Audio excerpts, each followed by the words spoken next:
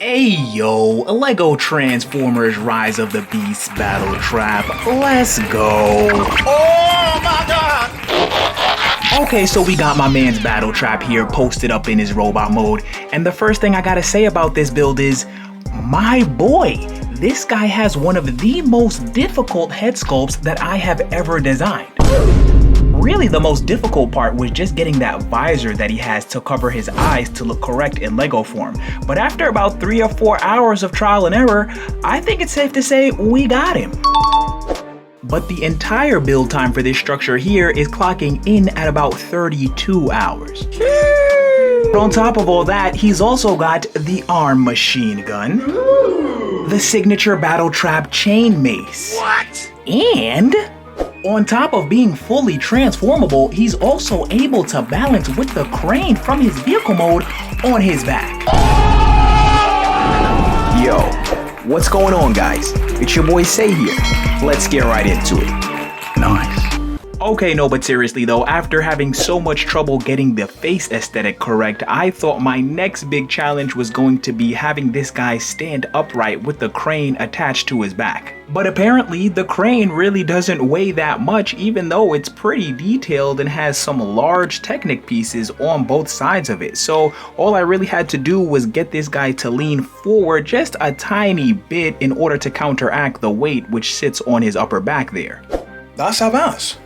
Now what's crazy is, even after putting in that little bit of extra work to get the crane to balance back there, come to find out there's actually some action figures of Battletrap where the crane just parts forms onto the front of his arm and it becomes one of his weapons.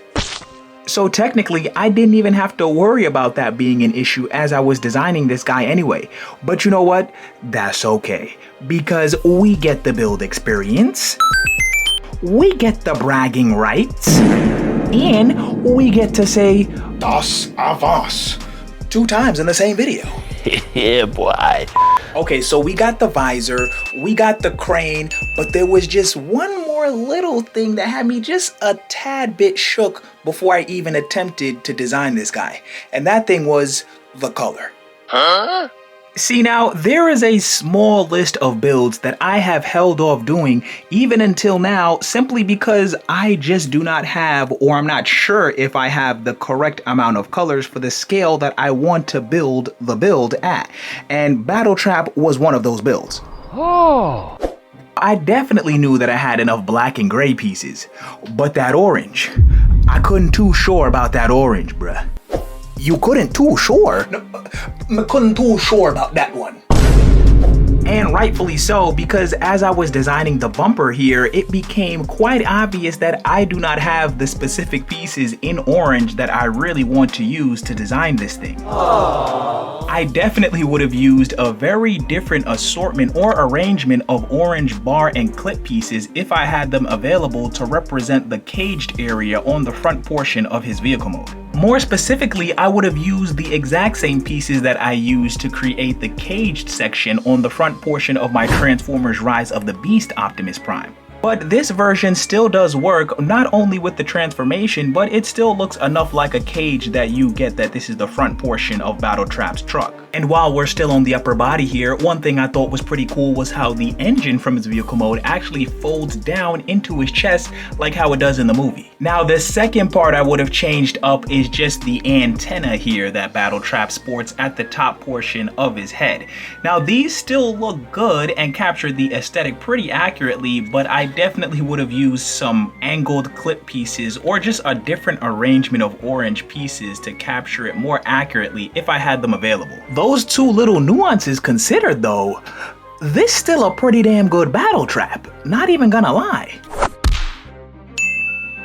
Now, that being said, there definitely are some pieces that I was able to substitute out and still capture the aesthetic of Battletrap pretty accurately, but there was one piece that there was just no negotiation with. If I did not have that piece, I would not be able to build Battletrap. Stop the cap. No, that's not cap, bro. The piece I'm talking about is the 1x1 black pyramid piece. NANI? See, now it may not seem like a big deal, but if you take a quick look at Battletrap, he has this real spiky, prickly aesthetic going on around his entire body, and it really makes him look a lot more scary and menacing. Now obviously, if I absolutely had to, I could sub that piece in with the 1x1 slope cheese piece, but that pyramid piece is literally the perfect piece to capture that aesthetic at the scale that I build at. So because of that, I've got that piece scattered across various locations of Battletrap's body. But on a side note, if you are interested in having me build and review your favorite Lego Transformers or mechs on the channel here, consider becoming a Super Say. The membership link for that will be in the description. And you know what? We've been doing a lot of talking about this robot mode here. What's really good with the vehicle mode though? Damn, son, where'd you find this?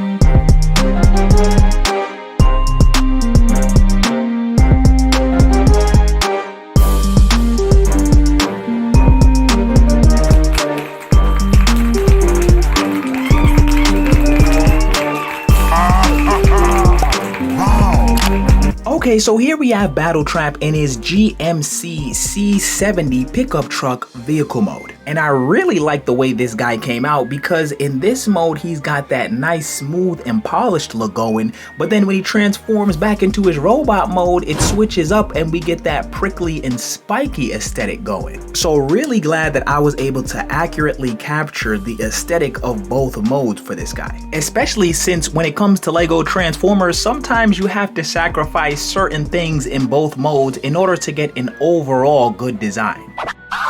Now coming around to the front portion of Battletrap's truck mode here, you really see those 1x1 black pyramid pieces doing their work and giving this guy a really menacing looking front grille section there. And on top of that, the chain mace which hangs off of the back toe section there is a really nice touch to see on this guy's vehicle mode. But you know what's even a better touch? It's seeing Battletrap featured with that missile that he shoots out of the engine that sits on the front portion of his vehicle mode, just like he did in the movie. Oh my God! Now on another quick side note, if you guys are interested in seeing that Bumblebee movie Bumblebee, I'll leave the link to that guy at the end of this video.